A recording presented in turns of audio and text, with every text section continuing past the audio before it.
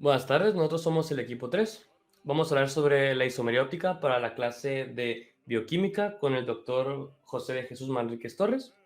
Mis compañeros Arlene Báez, Iris Domínguez, Félix Castro, Dana Hernández, Pérez Palacios, José Anil y su servidor Jorge Huizar. Vamos a hablarle sobre la isomería óptica y sus diferentes ramas, como viene siendo los isómeros estructurales, estereoisómeros, isomería espacial, isomería óptica.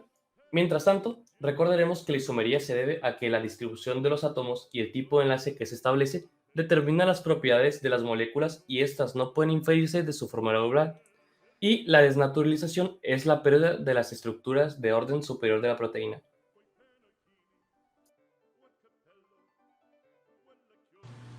Para comenzar, hay que definir qué es la isomería. Como sabemos, un isómero es un compuesto que tiene la misma fórmula molecular que otro, pero con distinta fórmula estructural. Entonces, isomería es el fenómeno por el cual dos moléculas con la misma fórmula molecular tienen distinta fórmula en su estructura o diferentes propiedades físicas y químicas. La isomería se divide en isomería estructural y estereoisómeros.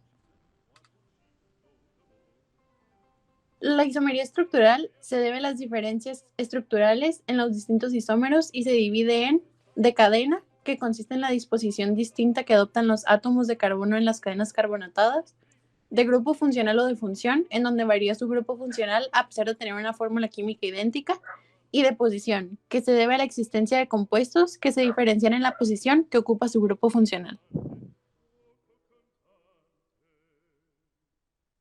Estereoisómeros o isomería espacial. Este tipo de isomería la presentan aquellos compuestos que se diferencian en su configuración espacial. Esta isomería comprende dos grupos principales que vienen siendo la isomería geométrica y la isomería óptica. En la isomería espacial, como vemos, se subdivide en isomería geométrica e isomería óptica. La isomería geométrica ocurre cuando en una molécula están presentes dobles enlaces o anillos. Los átomos involucrados en estas estructuras tienen ciertas restricciones en los giros. La rotación de los átomos de carbono está limitada y debido a eso la posición de los grupos sustituyentes unidos a ellos queda fija en el espacio, a uno u otro lado del anillo o doble enlace. Mientras que la isomería óptica se presenta en los compuestos que poseen algún centro de asimetría y se manifiestan por la capacidad que tienen estos isómeros de desviar el plano de vibración.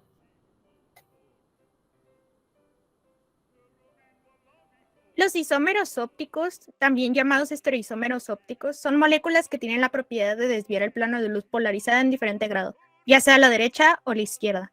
A su vez, la isomería óptica se presenta en los compuestos que poseen algún centro de asimetría. El centro de asimetría surge porque las moléculas carecen de planos o centros de simetría y su configuración no les permite superponerse. La falta de simetría en las moléculas es ocasionada por la presencia de un carbono unido a 4 sustituyentes diferentes, ya sean 4 átomos o 4 grupos de átomos. Y es denominado centro asimétrico o centro quiral.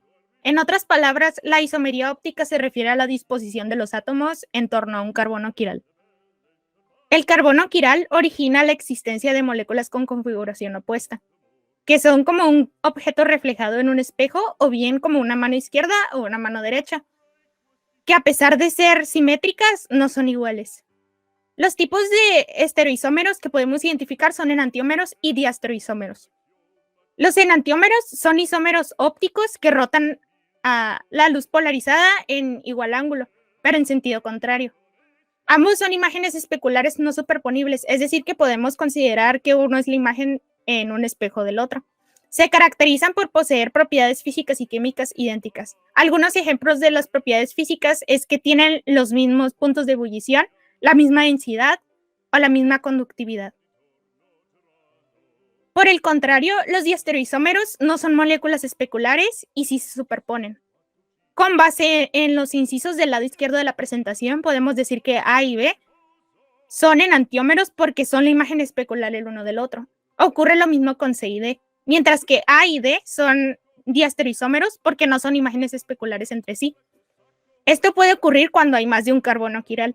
Para conocer la cantidad de estereoisómeros se usa la regla de 2 a la n, donde N representa a los carbonos quirales. También se conoce como regla de Van Hoff.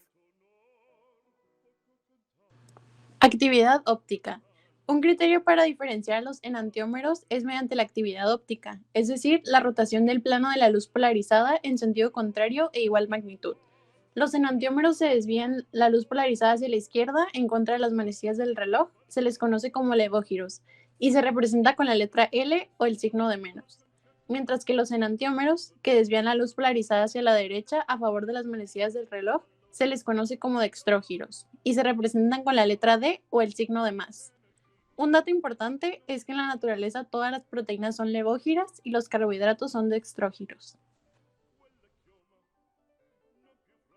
Bueno, ahora comenzaremos a hablar sobre la desnaturalización, ¿no? Esta se presenta en gran parte de la cocción de los alimentos o la digestión. Un ejemplo de ello es que cuando rompemos un huevo podemos notar que ésta tiene una textura gelatinosa y que es translúcido. Pero cuando es puesto al sartén a lo que van a ser altas temperaturas, vemos cómo poco a poco la clara se pone blanca, la yema a su vez se pone amarilla, pasando a ser más opaco, ¿no? Debido a que con el calor esta va a romper las estructuras de las proteínas de las cuales estaba compuesto. Okay. La desnaturalización es el proceso por el cual una proteína pierde su estructura, tanto secundaria, terciaria y cuaternaria. Este proceso pues conduce a la pérdida de las actividades biológicas. En sí, la desnaturalización puede ser producida por cambios físicos o químicos. Estos se describirán más adelante. De igual manera, la desnaturalización no va a incluir la pérdida del nivel primario, ya que este solamente se va a perder por medio de la hidrólisis. De la hidrólisis de los enlaces peptídicos, el polímero va a dejar de existir, los aminoácidos quedan libres en el medio. Cuando la estructura se pierde de una manera irreversible, se dice que la proteína está desnaturalizada y va a permanecer desnaturalizada. Como podemos observar en la imagen de la izquierda, se ve como hay una estructura perfectamente confirmada. A esta la llamaremos proteína nativa. Y en la derecha ya podemos ver la proteína desnaturalizada, ya que pues perdió sus enlaces intermedios, sus enlaces débiles, etc. Siguiente, por favor. Ok. Los agentes físicos o químicos que ocasionan la ruptura de las interacciones no covalentes y la de los puentes de disulfuros sí están presentes y a estas las denominaremos agentes desnaturalizantes. Siguiente, por favor. Ok. La desnaturalización puede provocar diversos efectos en la proteína. Uno de ellos serían los cambios en las propiedades hidrodinámicas de las proteínas, la cual va a hacer que aumente la viscosidad y disminuya el coeficiente de difusión.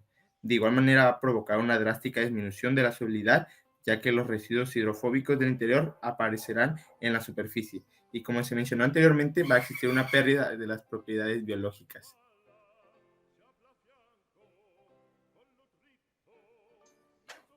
A continuación, les hablaré sobre las causas de la desnaturalización. Siguiente, por favor. Primero tenemos el calor. El calor desnaturaliza las proteínas al romper los enlaces por un puente de hidrógeno y las interacciones hidrofóbicas entre grupos R no polares. Hay muy pocas proteínas que van a poder permanecer activas a más de 50 grados centígrados. Un ejemplo que podemos tener sería en la cocina o cuando quiera hacer una carne asada. Le va a pasar justamente lo dicho en el texto debido a que la temperatura excede esos 50 grados centígrados. Siguiente, por favor. Después tenemos la desnaturalización por ácidos y bases. Cuando un ácido o una base se agrega a una proteína, el cambio en el pH va a romper los enlaces por puente de hidrógeno y va a alterar los enlaces iónicos. Uno de los ejemplos comunes vendría siendo yogur y el queso. Es cuando el ácido láctico de las bacterias va a desnaturalizar la proteína de la leche en la preparación de los alimentos antes mencionados. Siguiente, por favor. Tenemos por compuestos orgánicos, como el etanol y el alcohol isopropílico. Estos van a actuar como desinfectantes al formar sus propios enlaces por un puente de hidrógeno con una proteína y van a alterar el enlace por puente de hidrógeno intramolecular de la cadena lateral. Esto se hace principalmente a las personas que se les quiera vacunar o para desinfectar una herida. Siguiente. Tenemos la desnaturalización también por iones de metales pesados. Los iones de metales pesados como la plata, el plomo y el mercurio desnaturalizan proteínas al formar enlaces con grupos R iónicos o reaccionar con enlaces por puente de sulfuro. Un caso no tan común podría ser el envenenamiento por mercurio en algún laboratorio o por plomo. Siguiente. Y por último tenemos la agitación, que viene siendo al batir algo. Esta acción va a estirar las cadenas polipeptídicas hasta que se interrumpan las interacciones estabilizadoras. Uno de los ejemplos también podría ser en la repostería, donde al hacer el batido de crema, en la elaboración del merengue con claras de huevo. Siguiente. Por último, vamos a ver el tema de desnaturalización reversible. En condiciones ideales o controladas, la desnaturalización puede ser reversible, de tal manera que la proteína vuelve a ser plegarse en su estructura nativa original, si se retira el agente desnaturalizante. No siempre este proceso es reversible, depende del grado de desorganización de la estructura tridimensional de la proteína ocasionado por el agente desnaturalizante. Entonces, la mayoría de las proteínas, una vez desnaturalizadas, pueden estar en permanente desorden permanentemente. Bueno, uno de los experimentos más famosos y concluyentes sobre la renaturalización fue evidenciado en la ribonucleasa A. Cuando los investigadores añaden agentes desnaturalizantes como urea o beta-mercaptoetanol, la proteína se desnaturaliza. Si estos agentes son retirados, la proteína volvía a su forma originativa y podía desempeñar su función con 100% de eficacia. Entonces, el experimento evidenció que las proteínas, mientras vuelven a su estado original, origen primitivo, pueden tener su función y eficacia sin ningún cambio químico. En conclusión, en este trabajo se destacó las diferentes ramas de la isomería, debido a que puede que se tenga la misma fórmula molecular en las células, pero aunque la tenga esta, puede ser estructuralmente diferente y puede generar diferentes efectos, debido a la arquitectura celular. Aunque la que se puede destacar más sería la isomería óptica, ya que se utiliza para ver qué proteínas puede sintetizar el cuerpo humano de manera específica. Otro tema a destacar sería la desnaturalización de las proteínas.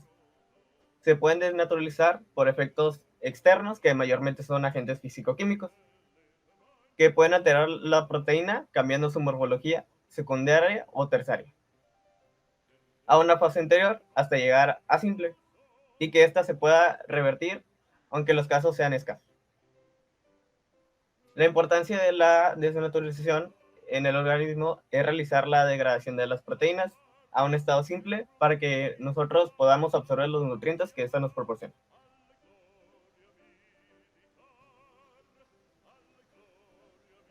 Por nuestra parte, esto sería todo. Gracias por su atención.